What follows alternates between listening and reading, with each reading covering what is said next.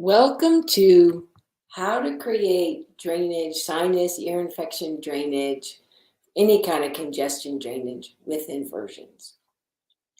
So I'm going to go through a series of easy to do it and like easiest to more interesting.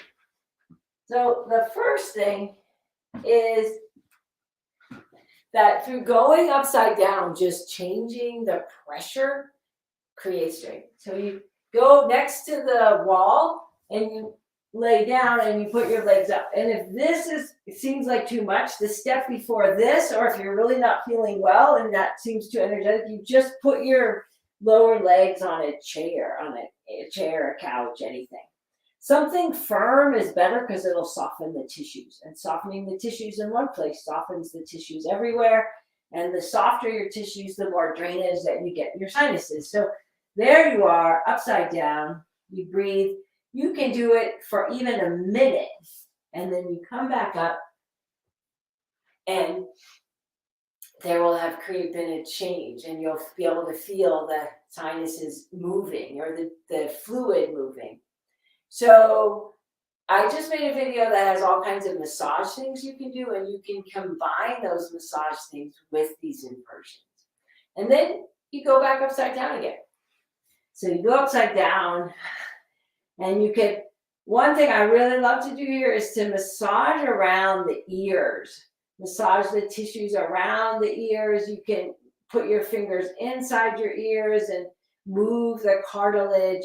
And all of that, the inner ears are really directly connected with the sinuses. So by mobilizing these tissues while you're upside down, when you come back up,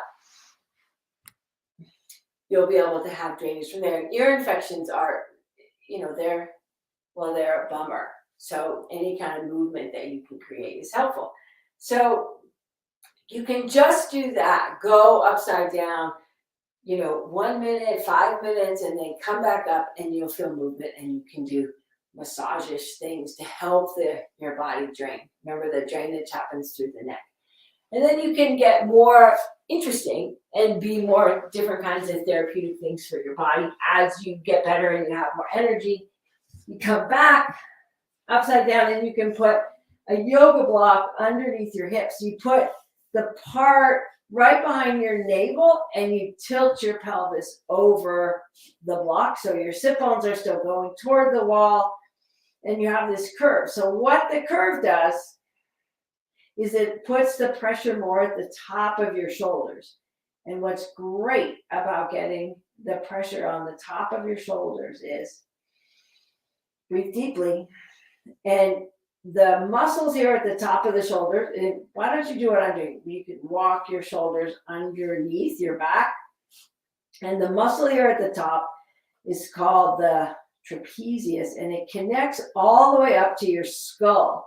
So by having this pressure here on your shoulders, it's making space up here at the top of your neck and the bottom of your spine. And that is another place where drainage happens from your sinuses. So be here, breathe deeply. And then whenever you're ready, you take the prop away. You can do any height of the block. You can do it just with a blanket.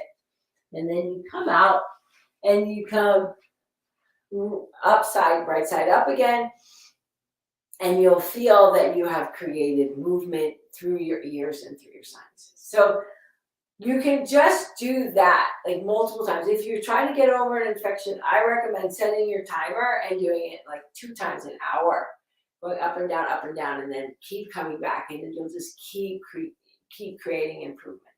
But there's another more difficult inversion. But as you feel better from whatever you're recovering from, or if you just want to learn how to do a headstand, this is a great way to do it. So it's not really a headstand, it's a head hang, because your head is in between this space. I did it with blocks here, but you could do it with 2 chairs as well.